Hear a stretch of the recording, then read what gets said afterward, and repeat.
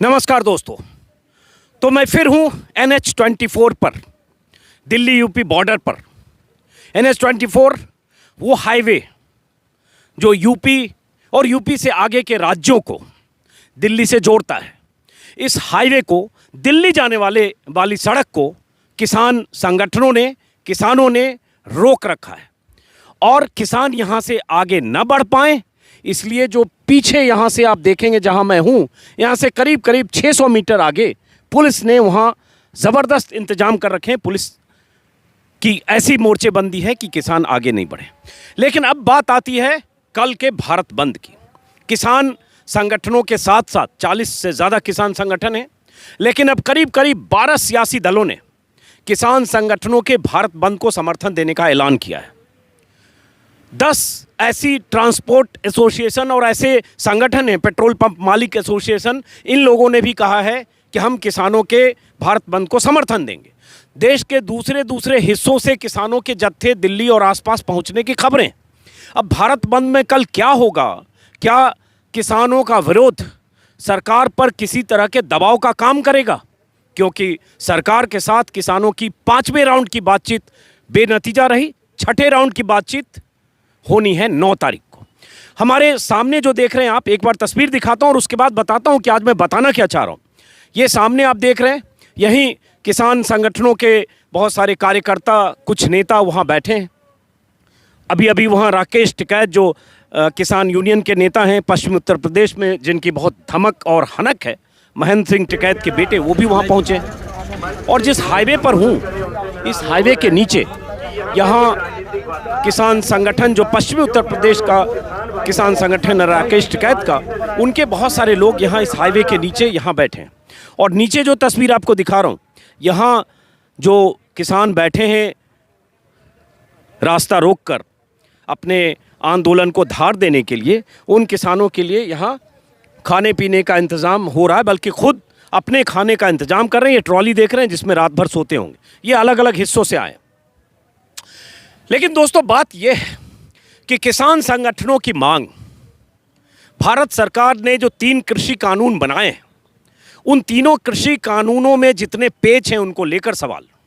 मंडी व्यवस्था खत्म होने का डर, कॉन्ट्रैक्ट फार्मिंग का डर, बड़े बड़े कॉरपोरेट घरानों की एंट्री का डर, और इससे बड़ा डर कि कहीं सरकार MSP खत्म तो नहीं कर देगी। बार बार कहने के बाद भी, कि सरकार की तरफ से सरकारी नुमाइंदों के बार बार कहने के बाद भी कि MSP जारी रहेगी। किसान कहते हैं MSP को कानूनी प्रावधान दो, MSP को की ऐसी गारंटी दो कि ये कानून लागू होने के बाद MSP खत्म ना हो। ये बार बार मैं अपने वीडियो में कह चुका, लेकिन आज क्या कहना चाह रहा हूँ, ये मैं अखबार लेकर आया हूँ और इस अखबार में एक ऐसी खबर है जिससे आपको पता चलेगा कि सरकार के मंत्री और प्रधानमंत्री वो क्या बोलते हैं और बीजेपी के मुख्यमंत्री अलग अलग राज्यों के लिए क्या बोलते हैं, और कहाँ किसानों का डर है और कहाँ सरकार का भरोसा है, और इन सब के बीच कहाँ खाई है। ये दैनिक जागरण अखबार है, पहले पन्ने पर छपा हुआ है। वापस नहीं होंगे कृषि कानून। बोल कौन रहे हैं? ये कह रहे हैं कृषि राज्य मंत्री कैलाश चौधरी। ये सरकार का स्टैंड है, वापस नहीं होंगे। लेकिन इस बीच बात कई राउंड की हो चुकी है।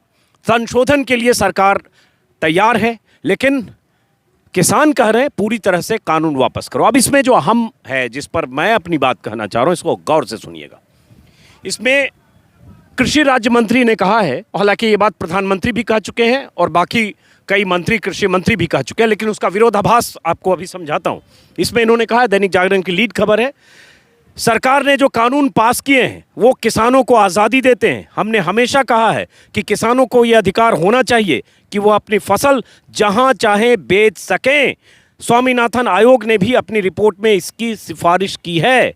मैं नहीं समझता कि कानून को वापस लिया जाना चाहिए। यदि ज़रूरी हुआ तो किसानों की मांगों के मुताबिक कानून में कुछ संशोधन हो सकते हैं। अब जो असली बात है, जिसमें मंत्री जी ने कहा, मंत्री महोदय ने, किसानों को आज़ादी है कि जहां चाहें वहां फसल बेच सकते हैं, तो ये तो सरकारी बयान है।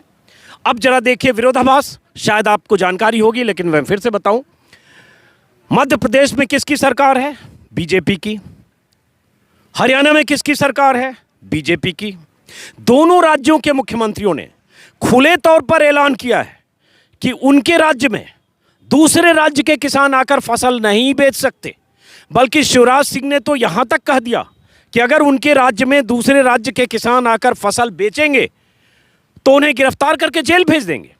एक तरफ प्रधानमंत्री कहते हैं कि किसानों को खुला बाजार मिल रहा है, कृषि मंत्री कहते हैं किसान कहीं भी अपनी फसल बेच सकते हैं, कृषि राज्य मंत्री का बयान अभी का मैंने दिखाया, और दूसरी तरफ क्या कहते हैं शिवराज सिंह। मैं एक बार उनके बयान में चाहता हूं आप सुने और देखें। और ये भी बता दूं आपको कि अभी अभी मुझे कल परसों जानकारी मिली थी कि ग्वालियर संभाग में कुछ किसानों की फसल जब्त की गई क्योंकि दूसरे राज्य के किसान मध्य प्रदेश में अपनी फसल बेचने के लिए गए थे।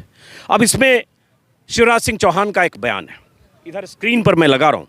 मैंने तय किया है, ये बयान हालांकि 3 दिसंबर का, आज से 4 दिन पहले का, लेकिन फिर भी चूंकि आज ही कृषि राज्य मंत्री का बयान छपा है, मैंने तय किया है जितनी भी पैदावार किसान की यहाँ होगी उतनी खरीद की जाएगी। बाहर से कोई आया, अगल बगल के राज्यों से बेचने या बेचने का प्रयास भी किया तो उसका ट्रक जब्त करवा कर उसे जेल भेज दिया जाएगा, ये कहा शिवराज सिंह चौहान ने। इसी तरह का बयान मनोहर लाल खट्टर का है।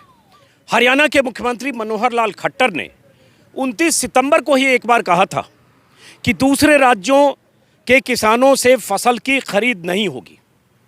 उसके बाद दोबारा कृषि कानून के पास होने, कृषि कानूनों पर विरोध होने, कृषि कानूनों के खिलाफ आंदोलन होने, और उस बीच प्रधानमंत्री मोदी के बयान, कृषि मंत्री नरेंद्र तोमर के बयान कि किसान जहां चाहें वहां फसल बेच सकते हैं, देश में किसानों के लिए बाजार खुल गया है। प्रधानमंत्री खुलेआम खुले तौर पर कहते हैं, स्क्रीन पर दिखा रहा हूं दोनों तरफ के उनके बयान। उसके बाद बताता हूं कि खट्टर साहब ने क्या कहा। कोई भी व्यक्ति अपना उत्पाद दुनिया में कहीं भी बेच सकता है, जहां चाहे बेच सकता है। केवल मेरे किसान भाई बहनों को इस अधिकार से वंचित किया गया था। अब नए प्रावधान कानून लागू होने के कारण किसान अपनी फसल को देश के किसी भी बाजार में अपनी मनचाही कीमत पर बेच सकेगा, ये कह रहे हैं प्रधानमंत्री मोदी। और ये प्रधानमंत्री मोदी का बयान है 18 सितंबर का। उसके बाद एक दूसरा है जिसमें नरेंद्र सिंह तोमर कृषि मंत्री, वो भी यही कह रहे हैं कि कहीं भी चाहे बेच सकते हैं। लेकिन खट्टर साहब क्या कह रहे हैं, खट्टर साहब के बयान को सुनिए गौर से। खट्टर साहब कह रहे हैं 28 नवंबर को कहा उन्होंने कि बगल के राज्य राजस्थान में बाजरा सस्ता है, लोग वहां से खरीद कर हरियाणा में बेच रहे हैं, राजस्थान का बाजरा हरियाणा में नहीं बिकने दिया जाएगा। तो खट्टर साहब ने कहा राजस्थान का बाजरा हरियाणा में नहीं बिकने दिया जाएगा। ये कहना कि लोग खरीद कर बेच रहे हैं, ये तो एक एंगल है, लेकिन असली बात यह है कि राजस्थान का बाजरा हरियाणा में नहीं बिकने दिया जाएगा, ये ऐलान है। ऐसा ही ऐलान शिवराज सिंह चौहान ने कहा और बाजरा की जब्ती भी हो गई। तो अगर प्रधानमंत्री एक बयान देते हैं, उसी पार्टी के मुख्यमंत्री कहते हैं किसानों की, दूसरे राज्यों के किसानों को बेचने नहीं दिया जाएगा, तो इससे मतलब और मकसद समझ सकते हैं कितना विरोधाभास है। खबर आपको मैंने दिखाई, उस विरोधाभास को समझते हुए, किसानों की डर और चिंताओं को समझते हुए, अब कल भारत बंद है, कितने किसान संगठन उसमें किस तरह से हिस्सा लेते हैं, वो कितना असरदार होता है नहीं होता है, ये बात की बात है। असली सवाल ये है कि जो किसान दिल्ली की अलग अलग सीमाओं के पास, सिंघू बॉर्डर, टिकरी बॉर्डर, बुरारी के पास, अलग अलग हिस्सों में, और जहां मैं हूं इस हिस्से में, जो किसान कई दिनों से इस तरह से सड़क रोककर धरने पर हैं, किसान संगठनों के नेता प्रधानमंत्री से अपील कर रहे हैं और सरकार से बैठकें हो रही है। सरकार की तरफ से अभी तक ऐसे संकेत साफ नहीं मिले कि इस पर कानून वापसी पर सरकार पुनर्विचार करेगी, लेकिन किसान संगठनों का साफ साफ कहना है बिना कानून वापस लिए वो मानने को तैयार नहीं है, वो संशोधन को स्वीकार करने को तैयार नहीं है, क्योंकि उन्हें सरकार की मंशा संदिग्ध लगती है। और जितने सवाल हैं उन सवालों पर कई बार मैंने वीडियो बनाया। आज का मकसद सिर्फ इतना था कि अगर सरकार को ये कानून लागू करना था तो पहले जो अन्नदाता है, जो किसान है, उन्हें भरोसे में लेना चाहिए था, उनके नेताओं को भरोसे में लेना चाहिए था। यही सवाल बार बार किसान पूछ रहे हैं। और जब ऐसे बयान आते हैं मंत्रियों के, प्रधानमंत्री के, मुख्यमंत्रियों के, तो पता चलता है कथनी और करनी में कुछ फर्क है। एक बयान और आया है बीजेपी के नेता कैलाश विजयवर्गीय का, पार्टी के महासचिव हैं। एक तरफ इतने किसान धरने पर हैं, विरोध जता रहे हैं, सरकार किसान नेताओं से बातचीत कर रही है, केंद्र के 3-3 मंत्री किसान नेताओं से बातचीत कर रहे हैं, और दूसरी तरफ उसी पार्टी के महासचिव कह रहे हैं किसानों को मदद कनाडा से मिल रहा है, खालिस्तानियों का समर्थन है और इनकी जांच होनी चाहिए। तो सोचिए, उसी पार्टी के महासचिव कह रहे हैं खालिस्तान के समर्थक हैं किसान, या किसानों के पीछे खालिस्तान समर्थक, विदेशों से मदद मिल रही है, उसकी जांच होनी चाहिए, और दूसरी तरफ सरकार बात भी कर रही है। तो यहाँ आप समझिए कि किसी भी ढंग से जो विरोध कर रहे हैं, जो प्रदर्शन कर रहे हैं, जो सरकार पर दबाव डाल रहे हैं, उन्हें बदनाम करने के लिए सरकारी तंत्र, बीजेपी के नेता किस हद तक जा सकते हैं। इसलिए वो चेहरे बार बार दिखाता हूं मैं। इन चेहरों को देखकर आप सोचिए, क्या इसमें कोई खालिस्तानी लग रहा है आपको? क्या ये देश विरोधी काम कर रहे हैं? क्या इनके पीछे विदेशी ताकतें हैं? बहुत सारे ऐसे सिख और पंजाबी होंगे जो दुनिया के किसी हिस्से में होंगे, वो हो सकता है मदद के लिए कुछ राशन पानी का इंतजाम कर रहे हों या सेवादार की भूमिका में।